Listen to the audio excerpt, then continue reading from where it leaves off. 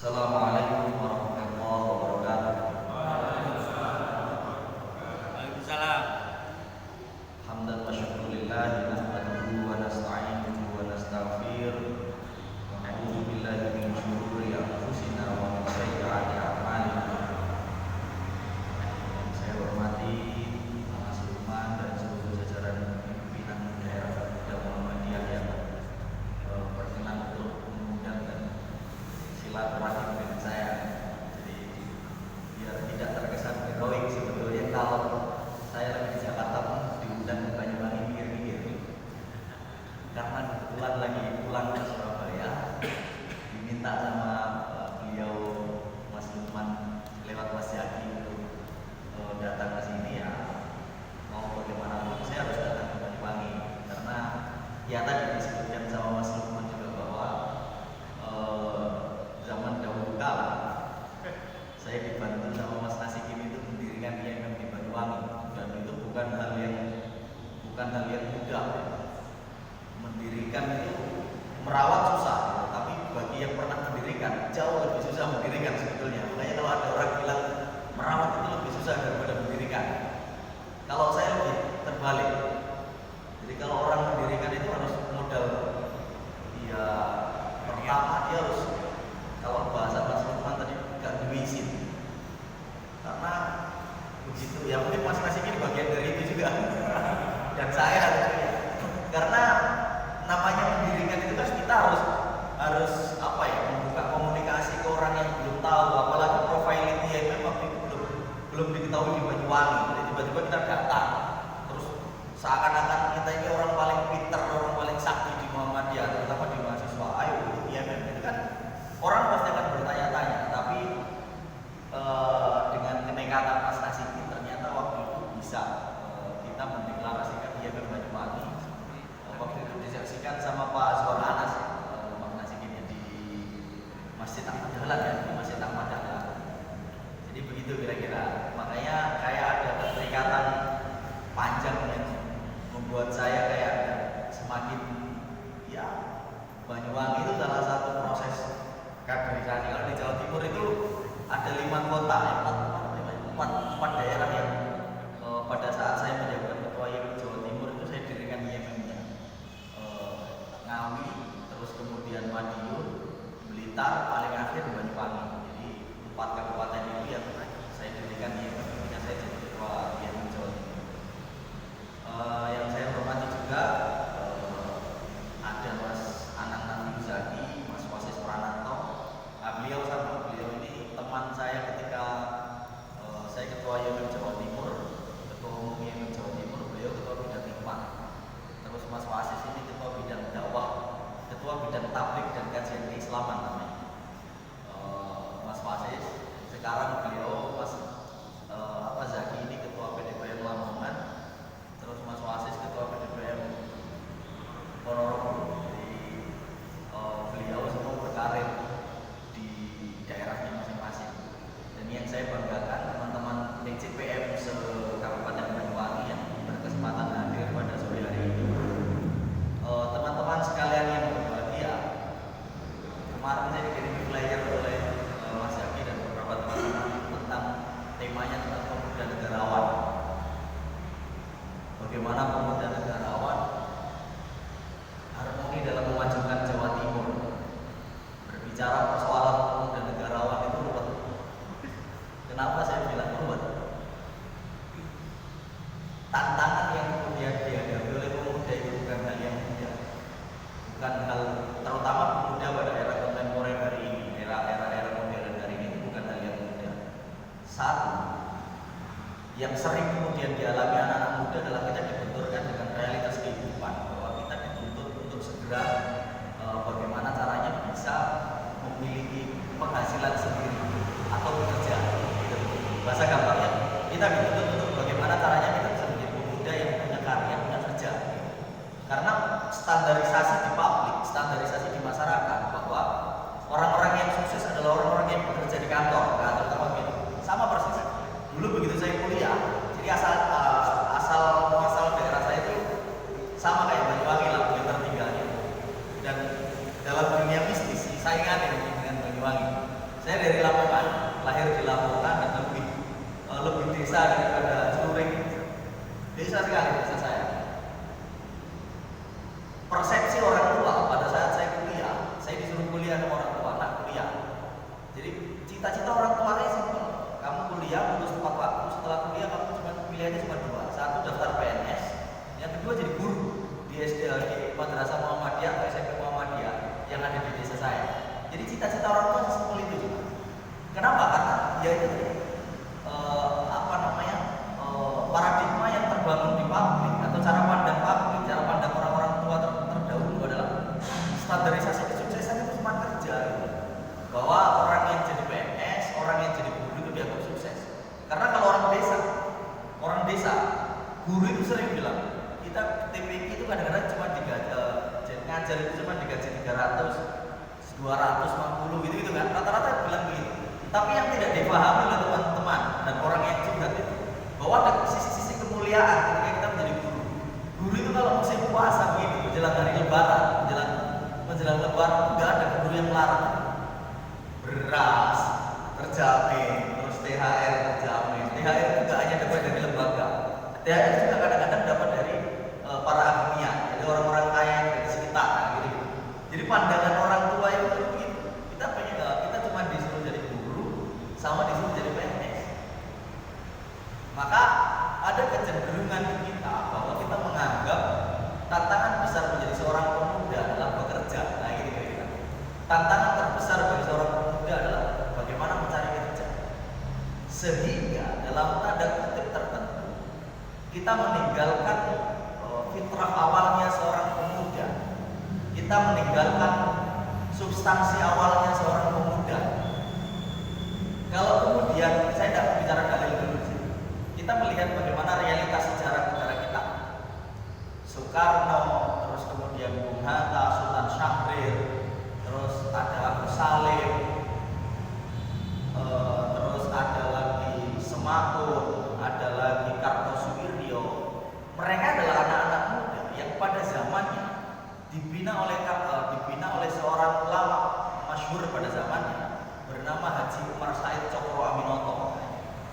Jadi Soekarno yang pada saat itu beliau sekolah SMA, terus kemudian ada Kartosuwiryo, mereka rela untuk mondok di rumahnya Gus Cokro Aminoto karena mengenal kemasyhuran Gus Cokro Aminoto.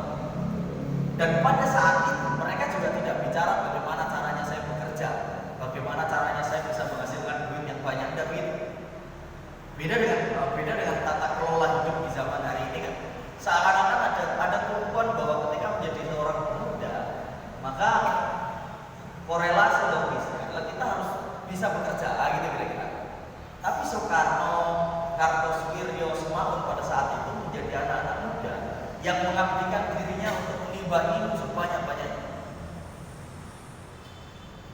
Jadi di rumah Gus Cokro Aminoto, Haji Umar Said Cokro Aminoto itu, para tokoh-tokoh yang saya sebutkan tadi ketika masih muda itu menimba ilmu.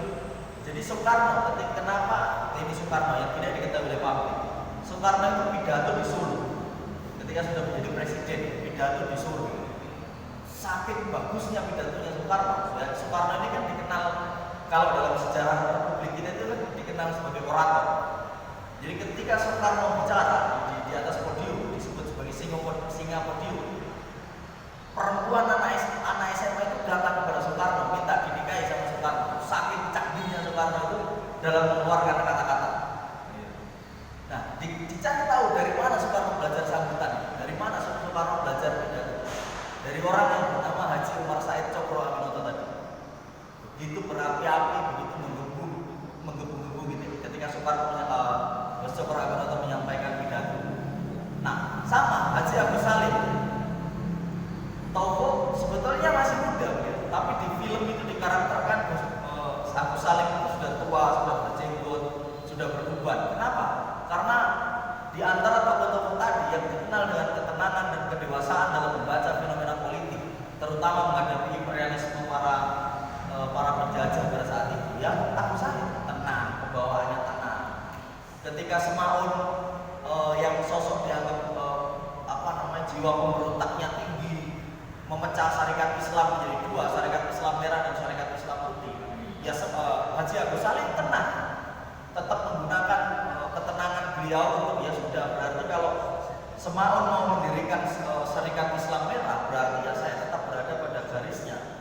syariat Islam ya harus seperti ini. Yang kemudian pada perjalanannya syariat Islam merah yang dipimpin Semaun itu menjadi PKI atau Partai Komunis Indonesia. Kemudian syariat Islam putih ini ya tetap berubah tetap menjadi syariat Islam putih yang kemudian berafiliasi dengan Partai Masyumi pada era modern. Nah, mereka adalah anak-anak muda yang pada saat itu menjadi simbol peradaban muda masing-masing. Lalu yang kemudian perlu untuk kita ketahui dan perlu kita perlu kita nukil dari para pendahulu itu, kira-kira menjadi seorang pemuda itu seperti apa? Menjadi pemuda itu harus seperti apa? Nah, kalau kemudian kata Ali bin Abi Thalib itu ada salah satu mahfudzat yang dikeluarkan oleh Ali bin Abi Thalib adalah laisal fatah may yaqulu kana abi walakinal fatah may yaqulu ha anada. Tidaklah seorang pemuda jika dia hanya berani berkata inilah bapak saya, tapi seorang pemuda adalah orang yang berani berkata inilah saya. Nah, ini yang perlu kemudian kita lihat. Pada tahun awal-awal Republik Indonesia sedang dibentuk oleh para founding father, ada tokoh-tokoh seperti yang saya sebutkan tadi. Ada yang tahu namanya bapaknya Soekarno itu siapa? Namanya bapaknya Gus Salim itu siapa? Namanya bapaknya Kartosuwiryo itu siapa? Nama bapaknya Semaun itu siapa? Nama bapaknya Musuh siapa? Hampir semua tidak ada yang tahu. Kenapa? Karena secara profiling mereka pada saat itu sebagai seorang pemuda yang mereka kedepankan adalah aspek kekaryaan personal, bukan bagaimana kemudian mereka mengedepankan aspek warisan orang tua. Maka dalam perspektif ini, ketika kita bicara pemuda adalah orang yang kemudian hari ini berbuat, orang yang hari ini melakukan, dan orang yang hari ini berkarya. Nah, itulah perspektifnya para founding father negara kita. Dan itu manifestasi dari perkataan Ali bin Abi Thalib tadi, laisal fatah may yaqulu kana abi. Tidak peduli kita dengan orang tua kita seperti apa. Tetapi pada faktanya seorang pemuda adalah orang yang berani bertuntut, berani untuk dituntut bahwa inilah potensi yang kemudian bisa kita berikan, dan inilah potensi yang kemudian bisa kita karyakan dalam kehidupan sekitar. Dan pada realitas modern, kalau kemudian kita melihat pada lingkungan sekitar kita, sering kemudian hari ini kita melihat fakta-fakta di lapangan bahwa wujudi atau keberadaan saya, keberadaan kita itu akan dilihat dari sejauh mana orang tua kita. Jadi pencapaian kita itu akan diukur dengan sejauh mana pencapaian orang kita. Jadi realitas modern kan begitu. Wah, itu anaknya siapa, Bon? Anaknya siapa kamu berani bilang begitu? Nah, seringkali fakta itu yang kemudian kita ketahui di lapangan. Nah, kenapa ini bisa muncul? Ya karena anak-anak muda tidak berani mengembangkan potensi sesuai dengan apa yang kemudian hari ini mereka miliki. Karena ada kecenderungan ketidakberanian kita atau bahasa ilmiahnya inferioritas. Jadi ada mental inferioritas, mental kerdi atau mental mental kecil inilah yang kemudian membuat kita akhirnya jauh tertinggal dengan bangsa-bangsa asing. Nah, terutama di Indonesia ini. Kalau kemudian teman-teman melihat kayak di Indonesia, bangsa Indonesia, negara Indonesia. Negara Indonesia itu baru punya menteri umur 32 tahun itu baru kemarin. Kalau kita ngomong peran kebangsaan dan peran kenegaraan. Tapi kalau kemudian kita melihat di negara yang dikenal sebagai negara basis Islam, negara Islam itu kan biasanya dikenal dengan konservatifnya. Kayak Arab Saudi itu kan melarang perempuan untuk tampil di luar dengan membuka cadar. Jadi kalau keluar bercadar, perempuan baru ini perempuan di Arab Saudi boleh nyetir pakai nyetir mobil sendirian. Sebelumnya tidak boleh. Tapi Uni Emirat Arab mereka mengembangkan diri, mereka membuka ruang diri. Punya menteri umur 22 tahun dan itu perempuan. Dan dia juga bukan anaknya raja, bukan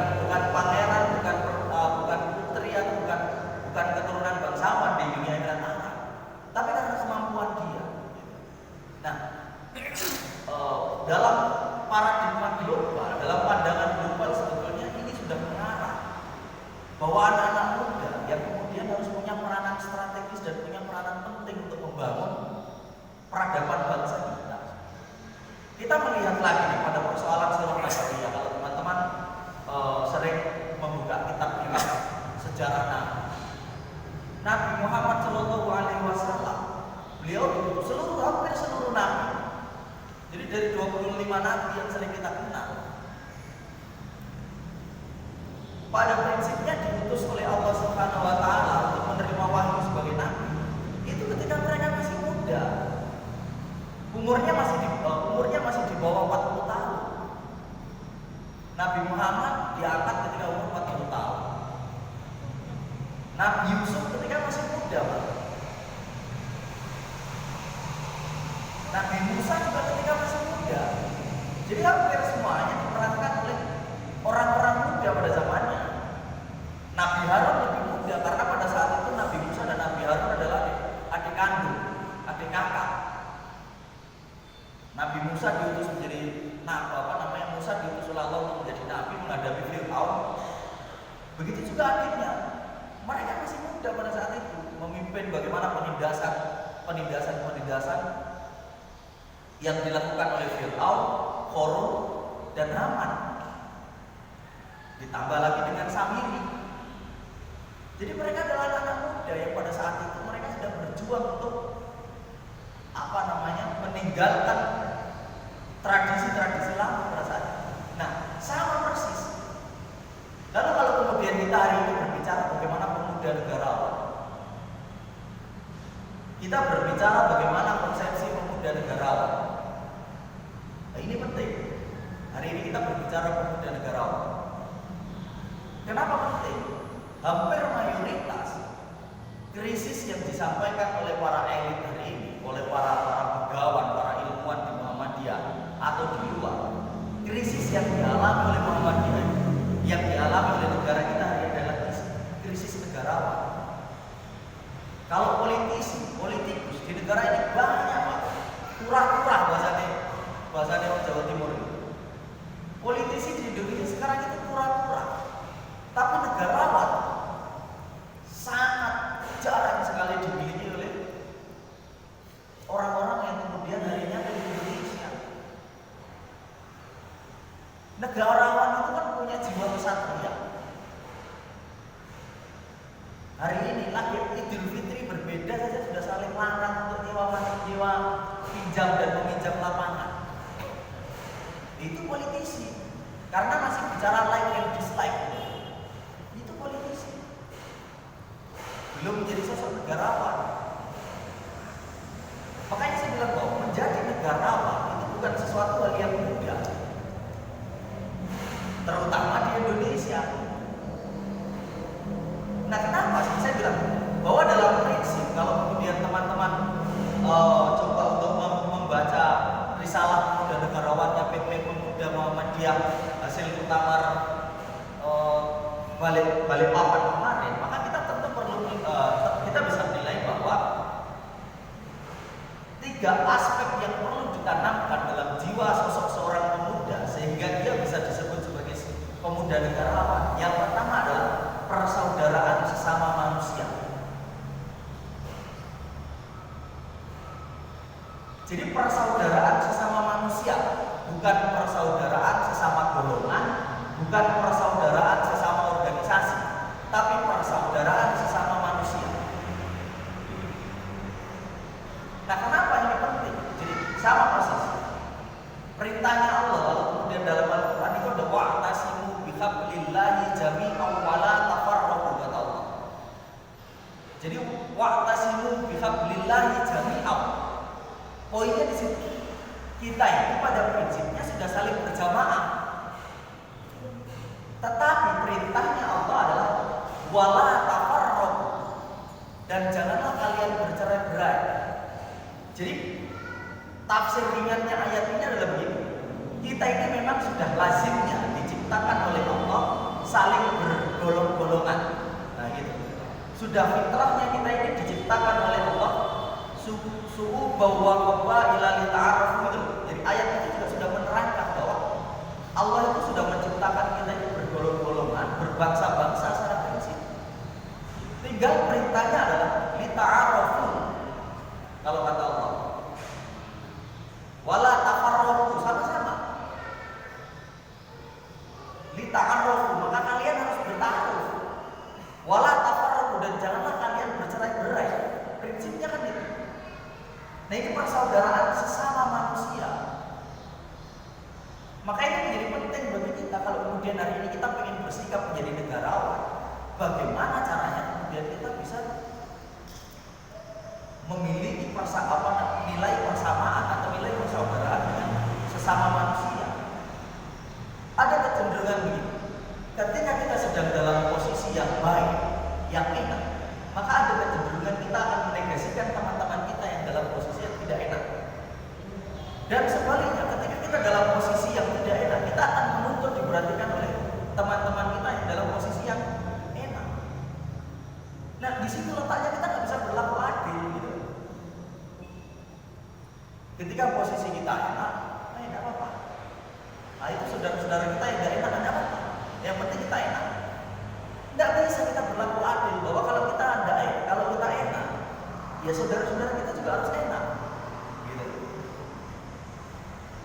Padahal ini kemudian menjadi perintah Allah kita untuk memiliki etos persaudaraan sesama.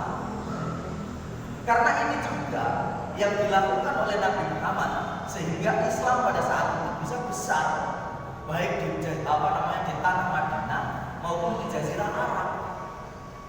Persaudaraan antar sesama yang dikedepankan oleh Rasulullah dalam melakukan dakwah ketika Rasulullah hijrah dari Mekah ke kota Madinah. Persaudaraan sesama. Maka ini menjadi PR kita, gitu. Pemuda Muhammadiyah harus kemudian mengedepankan etos persaudaraan sama manusia.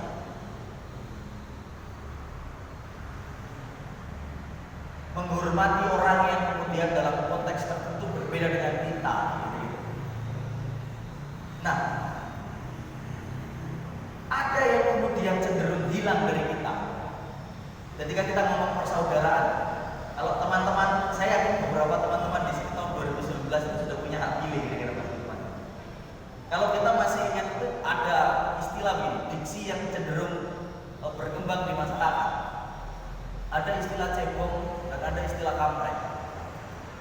Kampret bilang, cebong, kamu masuk neraka karena kamu komunis dan sosialis. Nah, gitu kira-kira. Kampret ini yang masuk surga nanti. Nah, gitu kira-kira. Sama sebaliknya, kampret cebong itu begitu, kampret. Kamu ini tidak nasionalis, kamu ini radikal dan sebagainya. Dan Allah tidak menyukai orang-orang yang seperti kalian. Kamu tidak Pancasilais. Nah, itu kira-kira diksi yang keluar.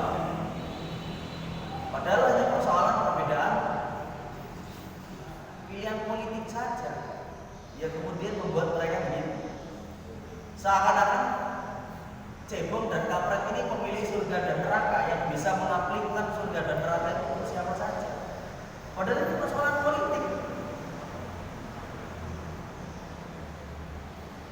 Maka kemudian kita perlu melihat bagaimana aspek persaudaraan yang dibangun oleh para founding father seperti yang saya sebutkan tadi. Ada 3 tokoh yang dilahirkan oleh Herzog Aminoto yang kemudian mereka dikenal sebagai para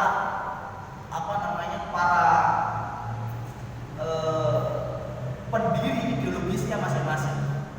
Pertama adalah Soekarno.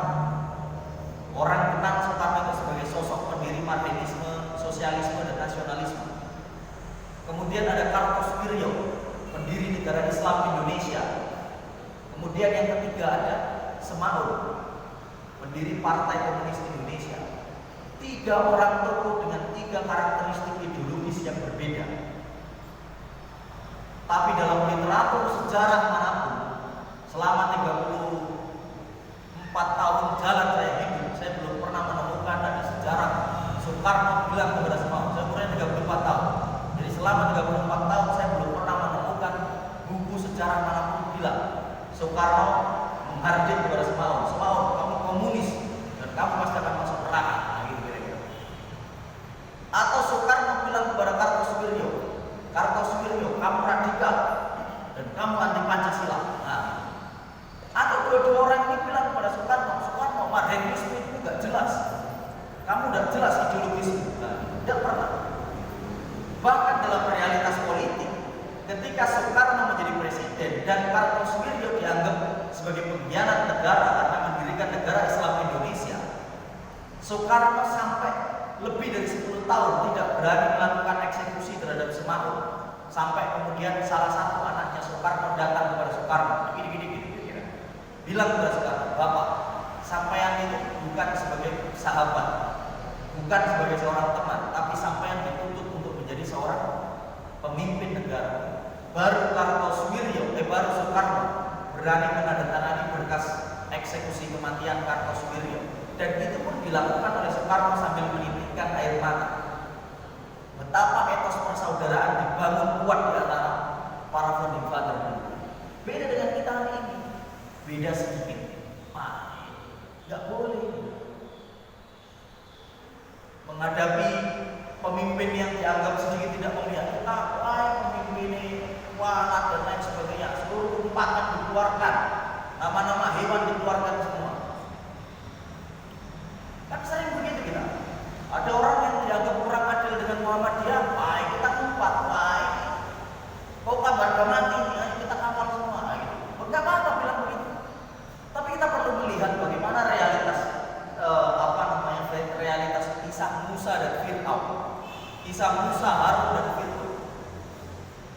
Bahkan dalam Al-Quran diperintahkan oleh Allah, faqala lahu qawluhum layyinah, kata Allah. Jadi Musa, Fir'aun itu kan orang yang paling kejam pada saat itu, orang yang paling diktator pada saat itu. Mereka tidak hanya mengkerdilkan Bani Israel, mereka menyiksa Bani Israel, mereka memperbudak Bani Israel. Fir'aun, Haman, Korun itu kan itu yang dilakukan. Haman itu penasehatnya. Gak usah ini pun wakil pres. Korun orang yang paling kaya, 9 negara, kira-kira begitu. Tapi Musa dan Harun ditegur oleh Allah. Faqaulahu layyinah, kata Allah kepada Musa dan Harun. Diperintah oleh Allah untuk berkata yang lebih halus. Jadi layyinah itu lebih halus daripada khair itu. Jadi harus berkata yang lemah lembut, coba bayangkan. Nah, kenapa ini bisa muncul? Karena etos persaudaraan tadi yang kuat, etos persaudaraan antar manusia yang kuat. Akhirnya yang dikedepankan adalah pendekatan kultural. Seperti tadi yang kemudian disampaikan oleh Mas Lukman, ada beberapa kasus di Banyuwangi yang cenderung akhirnya menjadi berita nasional. Tampo yang pertama, Sragen. Jadi kalau kemudian kita mengedepankan aspek persaudaraan antar sesama, yang kita lakukan pertama bukan siapa yang salah, gitu. Salah kita apa kira-kira? Kok sampai masjid yang sudah jelas-jelas diwakafkan ke kita bisa ditempati oleh orang lain? Ya karena kita nggak ada orang yang mau untuk menghidupkan masjid. Kan problematikanya di sini. Padahal kalau kemudian kita mau melihat realitas sejarah, bagaimana peradaban dibangun, peradaban Islam dibangun, peradaban kemanusiaan dibangun, itu pusat peradaban pertama kali itu ya di masjid. Kalau ada yang pernah umroh, ada salah satu masjid di kota Madinah yang dikenal dengan, jadi ada di kota Madinah ada mungkin desa lah bahasanya, desa atau kota ya, namanya Kuba. Di sana ada masjid namanya Masjid Kuba. Masjid Kuba ini masjid yang didirikan ketika Nabi itu tinggal di sana selama 4 hari. Jadi tinggal 4 hari, mampir 4 hari untuk menuju Madinah, itu didirikan para sahabat sebuah masjid yang bernama Masjid Kuba. Kenapa? Karena mereka menyadari betapa pentingnya masjid sebagai pusat pembangunan peradaban. Bahasa kamu ini, urip itu jumlah-jumlah. Kalau mau urip itu peradaban itu maju. Peradaban itu bisa mulu-mulu. Kalau peradaban mau maju, dibangunnya mulai dari mana? Dari masjid. Bahkan Masjid Nabawi itu dijadikan sebagai pusat bagaimana contoh konkret membangun persaudaraan yang kuat di tengah-tengah kehidupan yang beraneka ragam pada saat itu. Maka ini yang kemudian perlu kita lakukan. Jadi gampangannya hidup itu jangan mudah. Hidup bersaudara itu jangan mudah saling menyalahkan manusia. Berarti sana tukang rebut. Kalau sana tukang rebut berarti kita tukang melupakan masjid. Jadi biar bisa sejalan seiringan, kita juga harus mempersiapkan sumber daya manusia yang kuat, gitu. Jadi biar ketika terjadi hal-hal yang seperti itu kita sudah punya antisipasinya. Bagaimana caranya dan lain sebagainya. Nah, sama lagi, kalau kita tidak saling menghargai dalam politik, maka tentu kita punya pilihan yang banyak, punya variabel yang banyak dalam menyelesaikan persoalan-persoalan politik. Ini sering saya sampaikan kepada teman-teman. Orang Muhammadiyah sering bilang begini, kita tanpa pemerintah itu bisa sukses dan lain sebagainya, tetap bisa survive. Muhammadiyah tanpa pemerintah itu tetap bisa. Iya bisa. Tapi pada faktanya ada kebijakan politik negara yang kita hidup di dalamnya itu membutuhkan campur tangan politik negara. Contoh seperti yang disampaikan oleh Mas Lukman tadi, IMB. Yang mendirikan IMB itu bukan ketua PP Muhammadiyah. Yang mendirikan, mengeluarkan IMB itu pemerintah. Maka kita harus koheren dalam membangun hubungan antar sesama, baik sesama manusia maupun sesama golongan maupun sesama instansi. Ini yang kemudian penting. Jadi kalau kita mau menjadi pemuda negarawan, kita harus mengedepankan asas persaudaraan sesama. Yang kedua, persamaan antar sesama.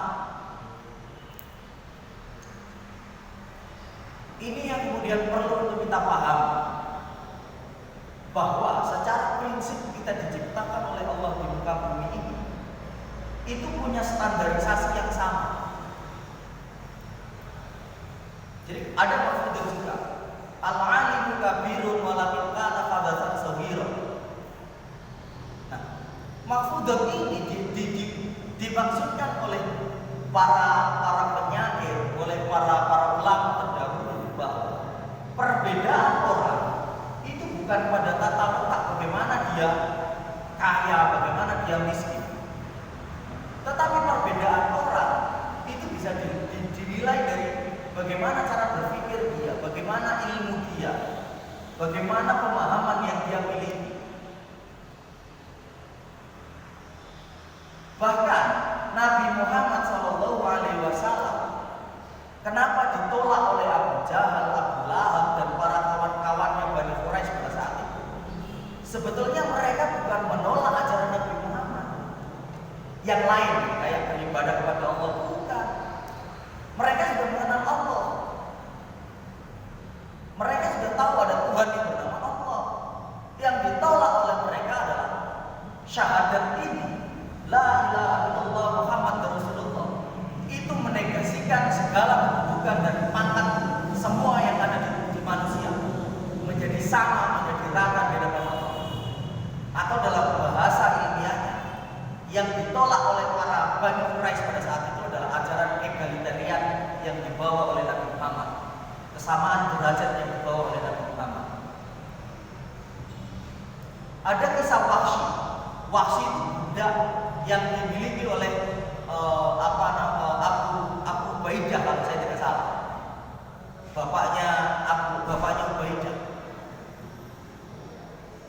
Wahsy ini diminta oleh Hindun karena Hindun ini perempuan kaya pada saat itu. Dan ayahnya Hindun ini atau Hindun dan Ubaidah ini satu saudara. Dibunuh oleh Hamzah pada saat perang Badar. Hindun membuat woro-woro, siapa yang mampu membunuh Hamzah dan membelah dadanya dan mengambil jantungnya, maka dia akan, kalau perempuan dia akan saya anggap sebagai saudara, kalau laki-laki dia akan saya jadikan sebagai istri, dan kalau budak dia akan saya merdekakan. Itu kata Hindun. Di pertemuan itu, karena waktu itu Wahsy nyuguhi teh, Wahsy dengar perkataan Hindun itu di rapatnya Bani Quraisy untuk melawan Nabi Muhammad setelah perang Badar. Terjadilah perang Uhud. Di perang Uhud itulah kemudian Wahsy bisa membunuh Hamzah, ditombak tepat di jantungnya, dan setelah itu jantungnya dirobek, jantungnya dibawa kepada Hindun dan dimakan sama Hindun. Nah, setelah itu terjadi, Wahsy menuntut kepada Hindun untuk dimerdekakan, merdeka sesuai dengan janjinya Hindun. Tapi ketika rapat, setelah perang Uhud itu rapat, apa yang terjadi? Wahsy datang untuk ikut seperti majelis taklim kita ini, tapi ditolak oleh Hindun. Apa kata Hindun? Siapa kamu? Meskipun kamu sudah merdeka, tapi stratamu dan jabatanmu masih tetap budak. Nah, gitu kira-kira perkataan Hindun. Beda dengan Nabi Muhammad, bagaimana memperlakukan Bilal bin Rabah, budak, sudah miskin, budak juga. Seluruh keturunan Bilal bin Rabah ini budak. Tapi begitu Islam datang, Bilal bin Rabah menyatakan keimanannya kepada Allah melalui Nabi Muhammad. Apa yang dilakukan oleh Nabi Muhammad? Si Bilal bin Rabah diajak duduk sejajar dan setara dengan Nabi Muhammad SAW. Inilah ajaran yang ditolak oleh Bani Quraisy pada saat itu. Bagaimana kemudian egalitarian ini? Nah, sama persis. Pemuda kalau kemudian bicara pada aspek negarawan hari ini harus memiliki etos persaudaraan sesama atau persamaan antar manusia. Kita memahami bahwa nilai-nilai universal yang diberikan oleh Tuhan kepada manusia itu berlaku untuk semua. Jangan mentang-mentang jadi ketua DPR terus bisa mengatur sainanya para pasangannya. Jangan mentang-mentang juga jadi sekjen PBPM bisa mengatur teman-teman anggota pemuda Muhammadiyah sainanya. Karena prinsipnya bukan itu yang membedakan kita. Bukan itu yang kemudian menjadi ajaran Allah kepada kita. Tapi bagaimana persamaan antar sesama, persamaan antar manusia ini yang kemudian penting. Bahkan kalau kemudian kita melihat dalam sejarah Uhud lagi, perang Uhud itu, karena tidak ada persamaan antar sesama, antar manusia, tidak ada persaudaraan antar manusia, akhirnya orang Islam pada saat itu kalah dalam perang Uhud. Hanya gara-gara persoalan apa? Rebutan. Orang kalau rebutan ini kan pasti sudah menegasikan persamaan dan sudah menegasikan yang namanya persaudaraan, menyampaikan persaudaraan dan menyampaikan persamaan. Padahal kalau namanya ghanimah perang Badar itu diajak oleh Rasulullah. Ghanimah itu harta rampasan perang. Ketika harta rampasan perang Badar itu ada, dibagi rata oleh Rasulullah.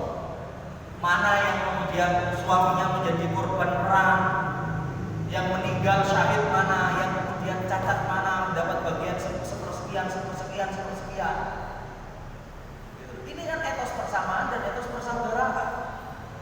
Tapi karena umat Islam pada saat itu melupakan faktor itu, melupakan etos kebersamaan, melupakan etos persaudaraan, akhirnya apa yang terjadi? Rebutan. Nah, begitu juga kita. Begitu juga kita hari ini. Dan kadang-kadang yang kita perebutkan itu tidak jelas gitu. Maka benar mungkin fokusnya kader-kader pemuda, kader-kader lainnya itu masih di fastabiqul khairat. Fokus kita itu masih di fastabiqul khairat. Berlomba-lomba dalam kebaikan. Dalam surat Al-Baqarah ayat 148 yang kalimatnya ini selalu dipakai kalimat penutup dalam salamnya kader pemuda. Kader pemuda itu kan dimanapun juga. Mas Lukman tadi mengakhirnya fastabiqul khairat tersalah. Semua ada lagi anak yang itu lebih keren menggunakan bak tasbihan, menggunakan bak sumpah. Billahi fisabilil haq anak yang fastabiqul khairat. Coba bersumpah atas nama Tuhan, sumpah yang paling agung dan sumpah yang paling tinggi. Berfastabiqul khairat, berlomba-lomba dalam kebaikan. Karena kita tidak tahu landasan ideologisnya, kita tidak tahu landasan normatifnya, maka fokus kita cuma di fastabiqul khairat, berlomba-lomba dalam kebaikan saja. Tidak tahu lomba apa yang kita lakukan itu. Gitu. Semua politik baik, maka seringkali kemudian kita berlomba-lomba dalam hal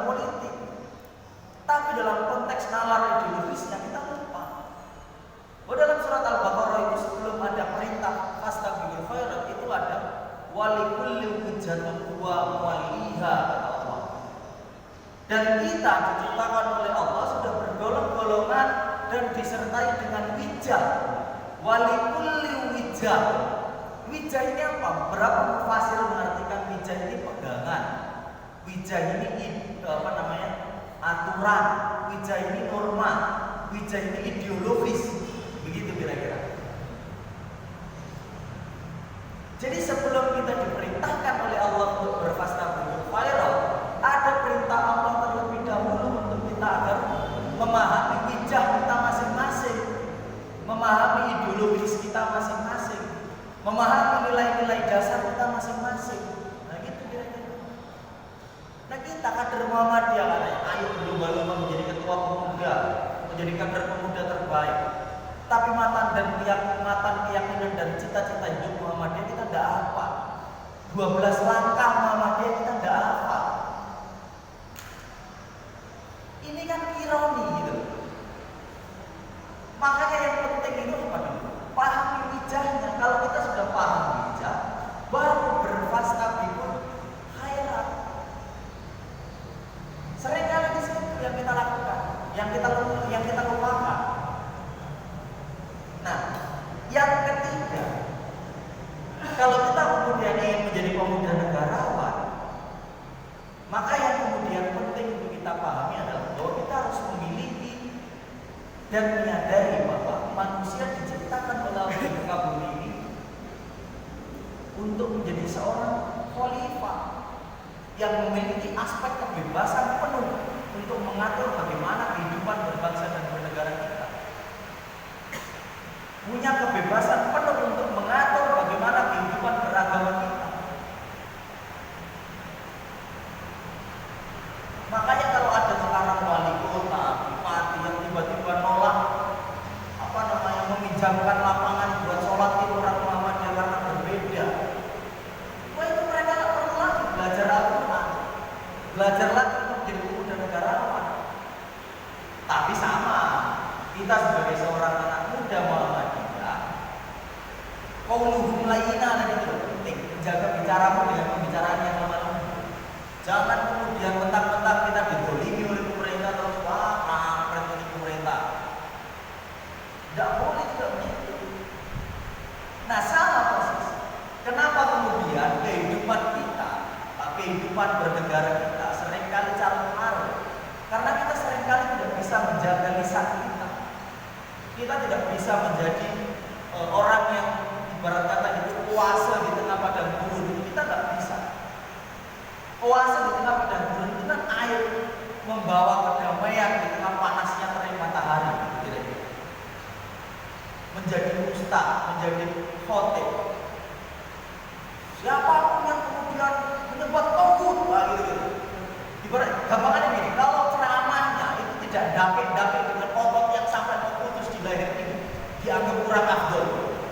Padahal ceramah dengan logat yang santai, langgam yang santai itu kan lebih mudah diterima oleh orang.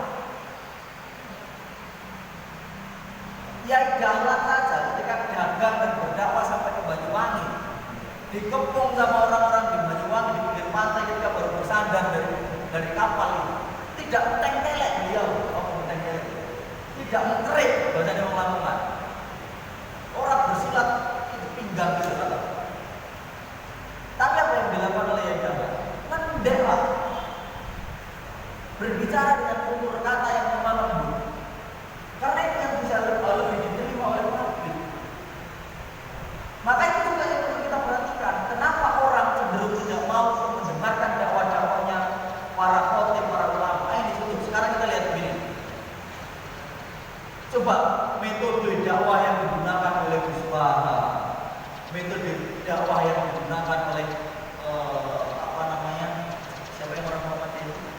Adi Hidayat. Itu kan lebih mampu diterima oleh para jamaah hari ini kan? Kenapa? Karena mereka menggunakan metode dakwah yang lebih halus, tidak gampang menyalahkan, tidak dinilai itu salah. Coba anak-anak pemuda itu Darul Arqam, itu Baitul Arqamnya pemuda Muhammadiyah, dia melakukan sebuah gerakan sholat, tiba-tiba itu salah di kaum. Saya yakin besok lagi tidak mau ikut pemuda Muhammadiyah. Dan cara ini yang sering kita lakukan gitu. Tahu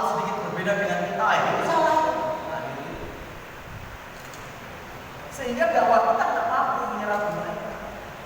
Maka kalau kemudian hari ini kita mau menjadi pemuda negarawan, maka kita harus menekankan aspek persaudaraan sesama manusia, persamaan antara sesama manusia, dan saling menghormati kebebasan antara satu dengan yang lain.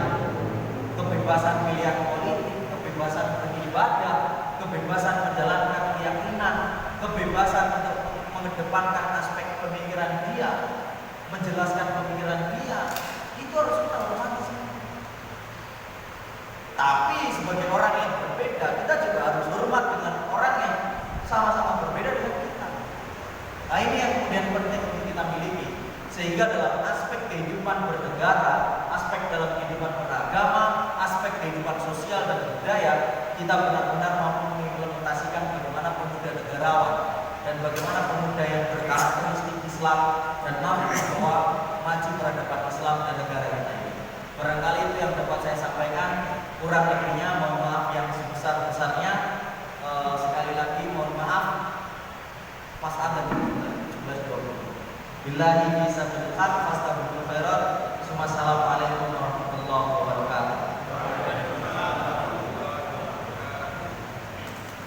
Alhamdulillah. Teman-teman, untuk waktu maghrib hari ini adalah 17:22. Masih ada waktu 2 menit. Bang Nasib dan kawan-kawan dari Ponorogo Kota. Lumayan. Lapangan orang yang hadir hari ini adalah ketua, sekretaris, dan 2 orang anggota dari masing-masing pimpinan cabang pemuda Muhammadiyah se-Banyuwangi. Untuk hari ini terlihat hadir dari semua yang ada di Banyuwangi adalah 25 cabang. Untuk Muhammadiyah di Banyuwangi itu ada 27, karena di satu kecamatan ada 2 cabang istimewa, ada 1 cabang istimewa di satu kecamatan memiliki 2 cabang, di Kota, Pakis, di Purworejo, dan Sumber Asri. Kecamatannya ada 25 se-Banyuwangi. Untuk Muhammadiyahnya punya 27, pemudanya sebanyak 25 pimpinan cabang. Yang terakhir kemarin dari teman-teman Singojuru, PR-nya tinggal Blimbing Sari dan Pesanggaran. Dan Mas Koko sudah pionir dibantu teman-teman Bamu itu bantu di Abira, ya di Tegalsari, ya di Siler, kakinya dipecah-pecah. Terima kasih. Jadi itu teman-teman, karena waktu tidak ada dialog mungkin ya, nanti bisa disambung di luar. Inilah kondisi di Banyuwangi, Akses, Jaki. Mudah-mudahan pertemuan kita ini menjadi pengalaman yang luar biasa, menjadi semangat untuk menjawab fastabikul khairat yang dipaparkan oleh Ahmad Tani. Mari acara ini kita tutup bersama dengan membaca doa untuk majelis. Bismillahirrahmanirrahim.